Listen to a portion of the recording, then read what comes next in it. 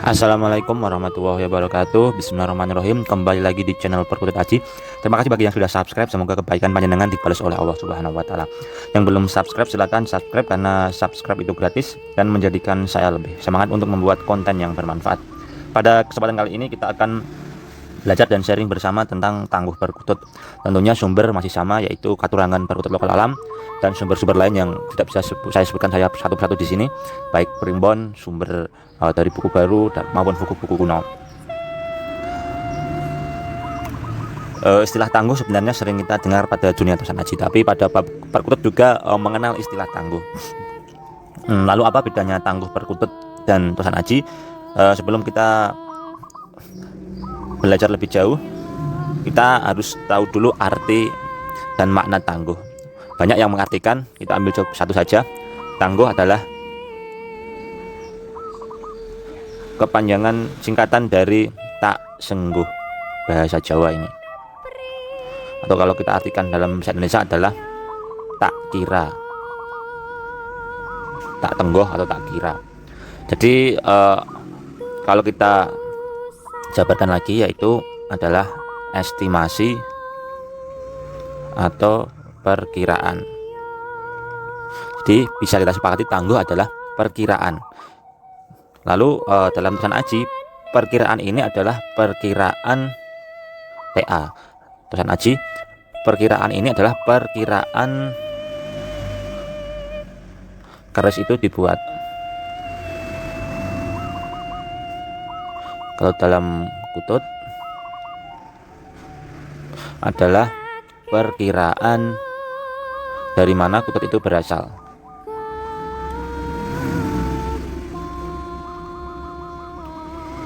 Cukup jelas ya. Tangguh adalah perkiraan, sedangkan kalau dalam Tosan Aji keris itu perkiraan keris dibuat. Kalau dalam kutut yaitu perkiraan dari mana kutut itu berasal.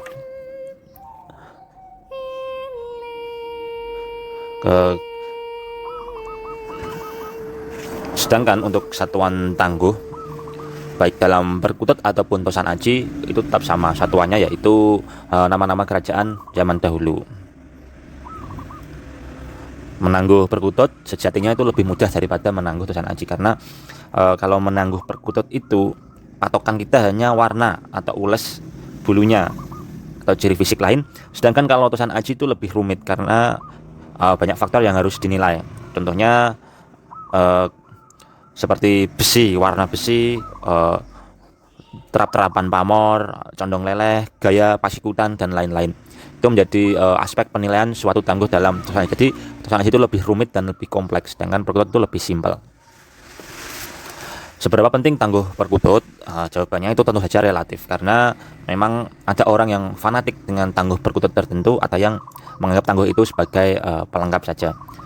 Karena bagi yang sangat fanatik itu percaya tangguh perkutut tertentu itu punya nilai atau nilai esoterik atau mistis yang lebih daripada perkutut tangguh lain. Dan tangguh perkutut sendiri juga bisa menjadi acuan dalam menilai watak atau karakter perkutut, meskipun akurasinya tidak 100% benar, tapi mayoritas hasilnya sesuai. Langsung saja kita membahas tangguh yang pertama. Yang pertama adalah Pajajaran. Pajajaran asal burung, berasal dari sekitar daerah Jawa Barat. Ciri fisik, bulu badan warna ungu. Kita bisa lihat, kalau kita melihat secara detail dan seksama, ini warnanya ungu.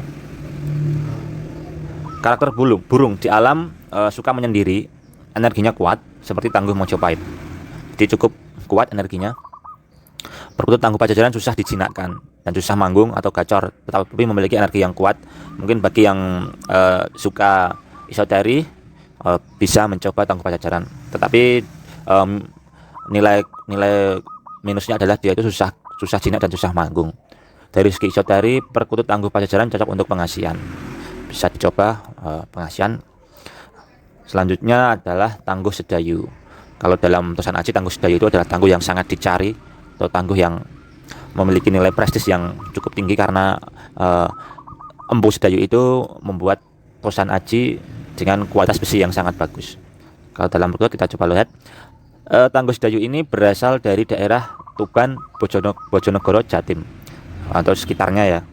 Ciri fisiknya kaki warna putih, kaki ini dominan warna putih, agak kelabu ya. Contohnya seperti ini. Wataknya tegas, mudah beradaptasi, mudah jinak, mudah gacor. Biasanya suaranya lantang, postur badan cenderung besar dan bongsor. Jadi ini besar, wataknya tegas. Jadi perkutut ini memang punya watak yang tegas, mudah beradaptasi dan mudah jinak. Jadi bagi yang suka gacoran atau ingin memelihara perkutut dengan suara lantang, bisa dinilai dari tangguhnya atau bisa mencari sesuai tangguhnya, yaitu tangguh sedayu. Dari segi isoteri, tangguh sedayu cocok untuk penjagaan gaib bagi yang memeliharanya. Jadi memang seperti keris ya, tangguh sedayu itu memiliki energi yang keras. Jadi perkutut tangguh sedayu ini juga memiliki tuah atau isoteri untuk penjagaan gaib bagi pemiliknya. Dengan harapan bagi yang memelihara perkutut tangguh sedayu ini dijaga dari hal-hal yang gaib yang mengganggu, tentunya hal gaib yang bersifat negatif. Selanjutnya adalah tangguh Mojopahit. Ini sebenarnya banyak yang cari burung tangguh Mojopahit. Seperti keris, tangguh Mojopahit itu sangat terkenal karena ada legenda Sengkelat dan Nogososro juga. Di situ ada salah satu empu yang terkenal, yaitu Empu Supo. Langsung saja, asal burung berasal dari sekitar daerah Malang, Jember dan sekitarnya. Ciri fisiknya warna bulu hijau. Jadi kalau kita lihat secara sama, ini ulasnya berwarna hijau. Burung sangat berwibawa, cenderung susah adaptasi karena memang ini wataknya keras juga. Jika sudah cocok dengan pemiliknya akan muncul sifat manja sehingga banyak yang menjadikan kelangenan. Makanya burung ini banyak yang menjadikan kelangenan karena ketika dia sudah cocok dengan pemiliknya, maka burung ini punya sifat yang sangat manja. Jadi cenderung bisa membuat senang pemiliknya. Susah manggung. Jadi susah manggung, tapi jika gacor akan terus bunyi, suaranya kristal. Kita garis bawah ya, susah manggung. Tetapi kalau kita rawat dengan benar dan sampai gacor akan terus bunyi, suaranya kristal. Jadi memang tangguh Mojopahit ini kalau dia sudah manggung itu bisa sangat lama, sesuai dengan ciri fisiknya ini. Meskipun susah manggung, tapi dia punya nilai plus. Jika sudah gacor, maka dia akan terus bunyi dengan durasi yang lama dan suaranya cenderung kristal. Garing ya, kristal itu garing, kecil, garing.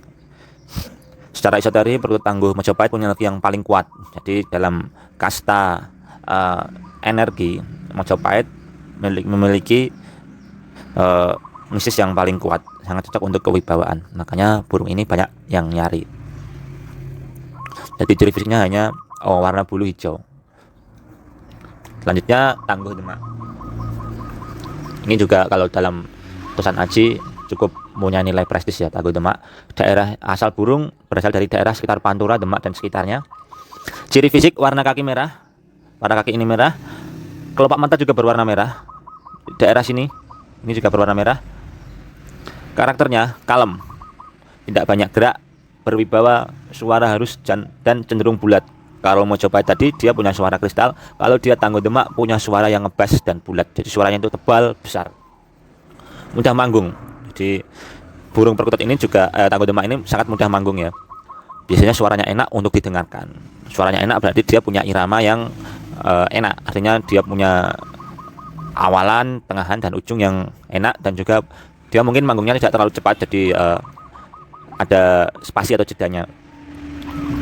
Mungkin itu relatif, tapi kebanyakan memang perkutut tangguh Demak itu punya suara yang besar dan iramanya enak. Secara esoteri, perkutut tangguh Demak memiliki energi yang bagus dan tidak keras, jadi cocok untuk dipelihara siapa saja, baik pemula maupun yang sudah paham.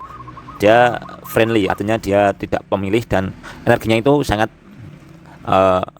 tidak pemilih atau tidak keras seperti tangguh Mojopahit tadi. Kalau tidak cocok bisa-bisa punya energi yang panas.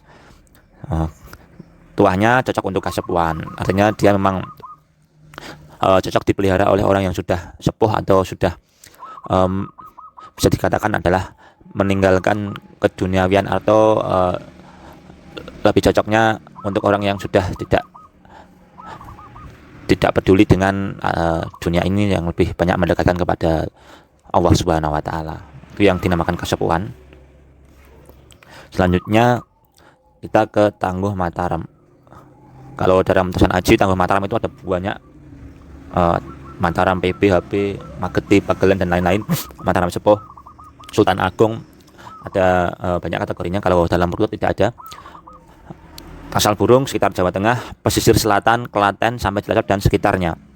Ciri fisik, warna kaki keputih-putihan, kelopak mata juga cenderung putih, paruhnya pendek, badan agak besar. Paruh pendek, badan agak besar. Ini seperti tangguh tuban tadi ya, tapi dia punya paruh yang lebih pendek. Karakternya kalem seperti tangguh Demak, tidak banyak gerak, agak susah manggung atau gacor. Bedanya kalau tangguh Demak dia mudah manggung, kalau tangguh Mataram agak susah manggung atau gacor. Secara esoterik, perkutut tangguh Mataram memiliki energi yang lumayan kuat. Lumayan kuat, kita garis bawahi, sangat bagus untuk penjagaan gaib.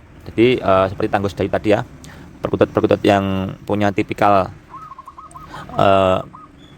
keras seperti tangguh Sedayu Majapahit itu bisa untuk penjagaan gaib. Jadi artinya dia bisa memproteksi pemiliknya dari hal-hal gaib yang negatif, tentunya atas izin Allah Subhanahu wa taala. Selanjutnya kita tangguh Pajang. Ini adalah, kalau dalam Tosan Aji, tangguh Pajang itu adalah tangguh yang sangat langka, kolektor item, karena memang kerajaan Pajang itu adalah kerajaan yang estimasinya sangat tidak lama, sehingga produksi Tosan Aji di era Pajang itu sangat sedikit, jadi banyak yang mencari tangguh Pajang. Asal burung sekitar Gunung Lawu, Merapi. Ciri fisik, bulunya kebiru-biruan, badannya rata-rata kecil. Kalau Majapahit hijau, kalau ini kebiru-biruan, dan badan relatif kecil, ramping, kecil, seperti perkutut muncis ya. Karakternya tenang, anteng, agak susah ditemukan di wilayah lain. Jadi dia memang kebanyakan stay di wilayah Gunung Lawu dan Merapi dan sekitarnya. Jadi, katanya anteng, jarang ditemukan di wilayah lain, agak sulit manggung atau gacor. Jadi meskipun agak sulit manggung atau gacor, bukan berarti dia tidak bisa gacor, tetap bisa gacor dengan perawatan yang bagus.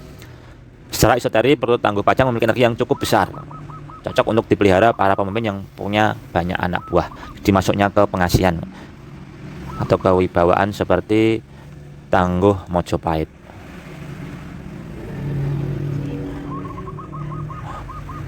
Itu beberapa tangguh yang diakui dalam dunia perkutut. Ada banyak tadi, Mataram, Demak, Pajang, Sedayu, Mojopahit dan lain-lain. Tentunya itu semua yang saya jabarkan di sini berasal dari buku-buku, baik buku yang dikeluarkan Palsi, baik buku primbon atau buku kuno dan buku baru. Jadi sekiranya ini bisa menjadi masukan bagi panjenengan semua ketika memilih perkutut, apakah memperhatikan tangguh atau tidak, bisa menjadi referensi. Sekian dari saya, wassalamualaikum warahmatullahi wabarakatuh.